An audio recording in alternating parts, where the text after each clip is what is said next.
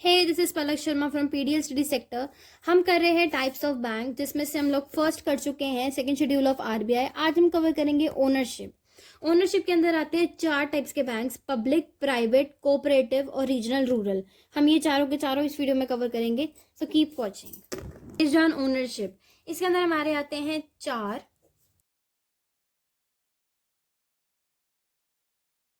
Public, private, regional rural और cooperative. सबसे पहले करते हैं पब्लिक बैंक्स। क्या है? PSB, public sector banks. इन बैंक्स के अंदर जो मेजॉरिटी स्टेक है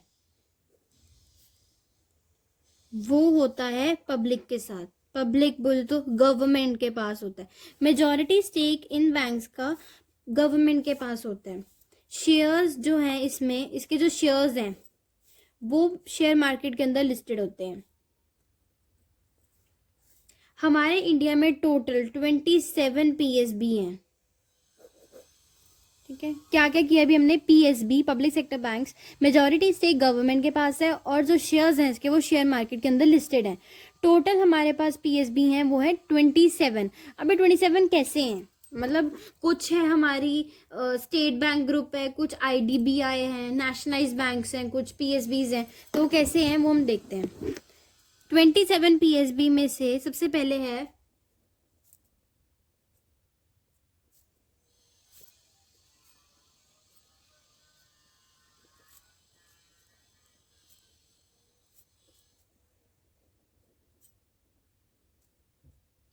हमारे पास नेशनलाइज बैंक्स हैं, 6 स्टेट बैंक ग्रुप्स हैं, एक हमारे पास आईडीबीआई बैंक है और एक भारतीय महिला बैंक। तो ये हो गए टोटल हमारे 27 बैंक्स। ठीक है, 27 हमारी पीएसबीज। अब ये सारे बैंक्स हम याद करते हैं। ये दोनों तो हमें पता है ये एक एक ही हैं, तो ये दोनों ऐसे याद हो जाएंगे। ये 19, इनमें से चाहे कुछ कुछ याद कर लो, बट याद कर लोगे तो फिर थोड़ा सा ना हमारा ये मटीरियल थोड़ा सा ज़्यादा हो जाएगा, नहीं तो बहुत छोटा छोटा सा लगेगा। ठीक है, 19 हमारे पास नेशनलाइज बैंक्स हैं। हम इनको कैसे याद कर सकते हैं? DOSV, IPA, BCU, DOSV, IPA, BCU। ये वाले जो नाम है ना, DOSV ये सिर्फ एक एक बार है, IPA ये दो दो बार है और BCU ये तीन तीन बार है। मतलब 3 B हैं, 3 C हैं, 3 U हैं, 2 I, 2 P, 2 A, एक एक एक एक एक, ये सारे ऐसे। तो हम इनको कैसे याद करेंगे? हम इनके आगे के नाम चेक करते हैं।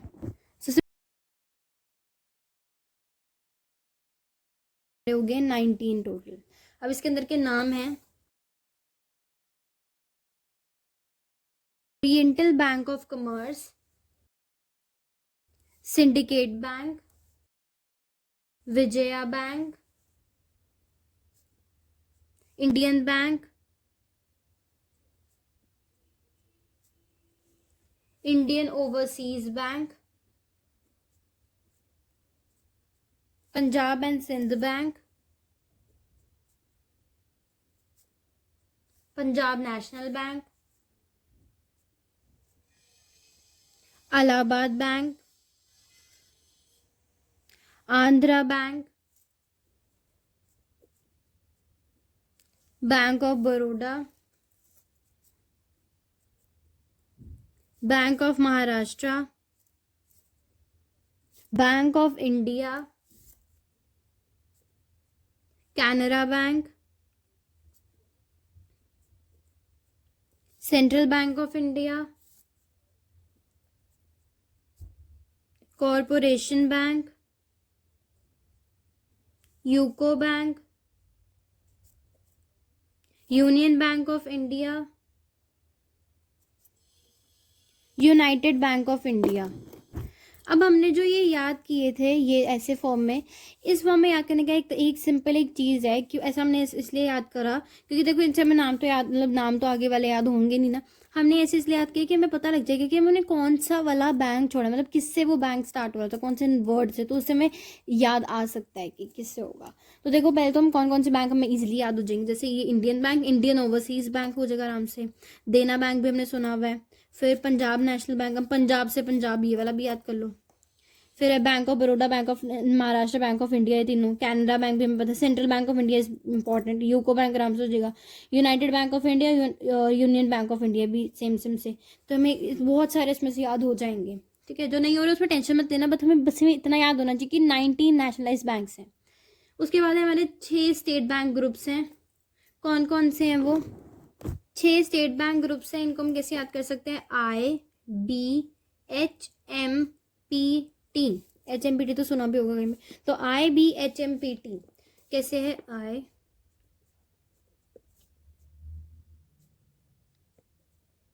State bank of India, state bank of Bikaner and Jaipur. हमने जो IB है इनसे याद की थी, क्योंकि बाकी आगे सारा स्टेट बैंक ऑफ ही है। तो नेक्स्ट है हमारा हैदराबाद, मैसूर, पटियाला, त्रिवनरोर, पता नहीं क्या है, अजीब सा है, जो भी है। चलो अभी ये सारे वो हैं, state bank of India, state bank of Bikaner, Jaipur, Hyderabad, Mysore, Patiala और त्रिवनपुर। अब हमारे इसमें बचे हैं सिर्फ 2, वो तो हमने यहाँ पे नाम ही है, IDBI और भारतीय महिला बैंक, तो ये हम ऐसे ही लिख देंगे। तो ये हमारा हो गया है कवर इसमें, पब्लिक बैंक हो गया। अब हम नेक्स्ट करते हैं प्राइवेट बैंक। प्राइवेट सेक्टर में क्या है कि जैसे हमारा जो बैंकिंग स्ट्रक्चर है उसमें अकेले सिर्फ हमारे पब्लिक सेक्टर बैंक्स ही नहीं है, दोनों है, दोनों से बना हुआ है, प्राइवेट से भी और पब्लिक से भी, ठीक है।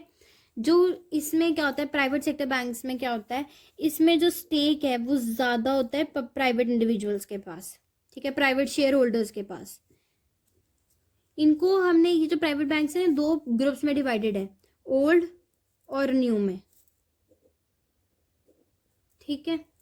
हमारे जो टोटल प्राइवेट बैंक्स हैं वो हैं 22, जिसमें से ओल्ड हैं 13 और न्यू है 9। इन जो ओल्ड हैं उनके नाम थोड़े से अजीब से हैं, याद होने थोड़े मुश्किल हैं। मैं लिख देती हूँ, मैं बता देती हूँ, याद आपको जो जो से वो कर सकते हैं। न्यू वाले अब हम जानते हैं, उनमें से बहुत से बैंक्स हमने सुने हुए हैं, तो इसलिए हमें वो जल्दी याद हो जाएंगे। So it is all up to you, तुम्हें कौन से वाले याद करने हैं, ठीक है। सारे ना याद हो तो हम ऐसा कर सकते हैं ना, मतलब जैसे अगर हम आंसर लिख रहे हैं तो हम ऐसे लिख दें कि सम, जैसे हमें इतना तो याद है कि 22 हैं, तो टोटल ऑफ बैंक्स आर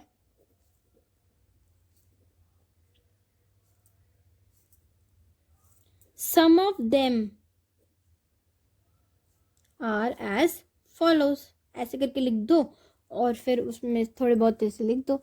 ये जरूर कर देना कि 22 हैं, वो 2 ग्रुप से डिवाइडेड है, ओल्ड 13 है और न्यू 9 है, ये ऐसे डिवाइड जरूर कर देना। ओल्ड, ओल्ड कैसे मैंने याद करें कि द से शुरू होने वाले हमारे पास है 7 बैंक्स, फिर है CDINRT,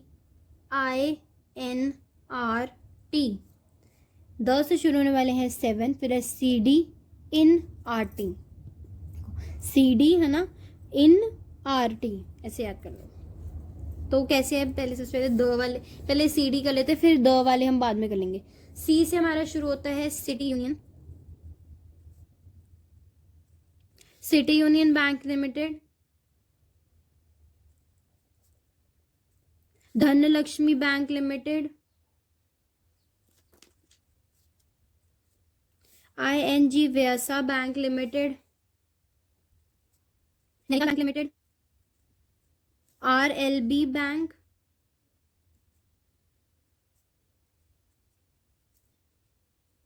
Tamil Nadu mercantile bank limited. तो हमने CDINRT कर लिया है। क्या है कि city union bank limited, Dhanlaxmi bank limited, ING वेबसा bank limited, Nainital bank limited, RLB bank और तमिलनाडु मर्केंटाइल बैंक लिमिटेड, ठीक है। अब द से शुरू होने वाले जो बैंक्स हैं,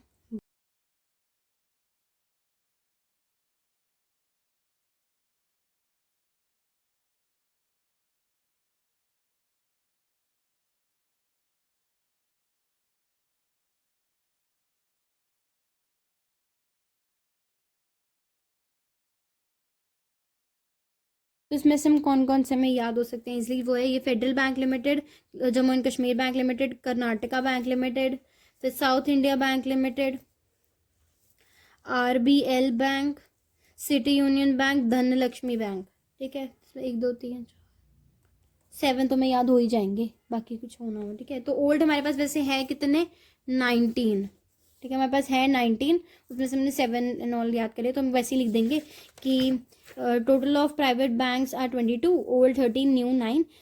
ओल्ड में some of the old ones are this, और अब न्यू वाले पढ़ते हैं। न्यू हमारे पास वैसे हैं 9। पहले है ABDIIIHKY,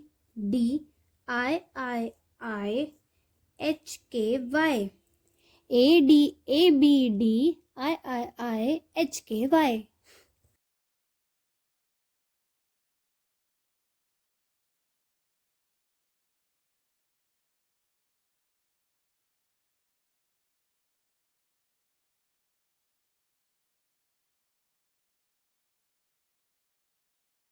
तो इनमें से हमें ऑलमोस्ट सारे याद हो जाएंगे, जैसे ये कोटक महिंद्रा, ये सब हमने सुने हुए हैं ऑलमोस्ट, है ना, बस इस वाले को छोड़ के सब सुने हुए हैं, तो हम इनमें भी सारे के सारे ऑलमोस्ट याद कर ही लेंगे। तो this is in are private sector banks. ठीक है, प्राइवेट सेक्टर बैंक में क्या था कि जो बैंक स्ट्रक्चर है वो प्राइवेट और पब्लिक दोनों होता है। प्राइवेट सेक्टर बैंक के अंदर जो स्टेक है वो ज़्यादातर प्राइवेट के पास होता है। टोटल हमारे पास प्राइवेट बैंक्स हैं 22, और इनको हमने 2 पार्ट्स में ग्रुप किया हुआ है, ओल्ड और न्यू। ओल्ड में है 13, न्यू में है 9, तो हमने वो याद कर लिया है। ठीक है, ओल्ड में से हम कौन कौन से याद करने वाले हैं? City union bank, Dhanlaxmi bank, RLB bank, the federal bank limited, the Jammu and Kashmir bank limited, the Karnataka bank limited और the south Indian bank limited. और फिर है Axis bank, Bandhan bank, ICICI bank, IDFC, IndusInd bank, HDFC, Kotak Mahindra, Yes bank. ठीक है, अब हमारा next है, हम कर चुके हैं पब्लिक प्राइवेट, अब हम करेंगे regional rural bank.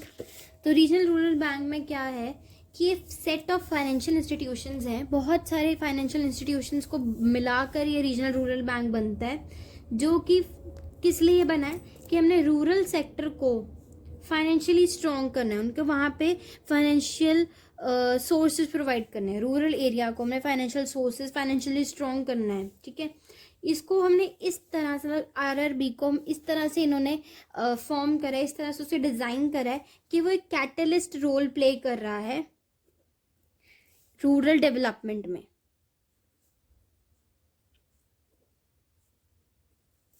Catalyst role play कर रहा है रूरल डेवलपमेंट में।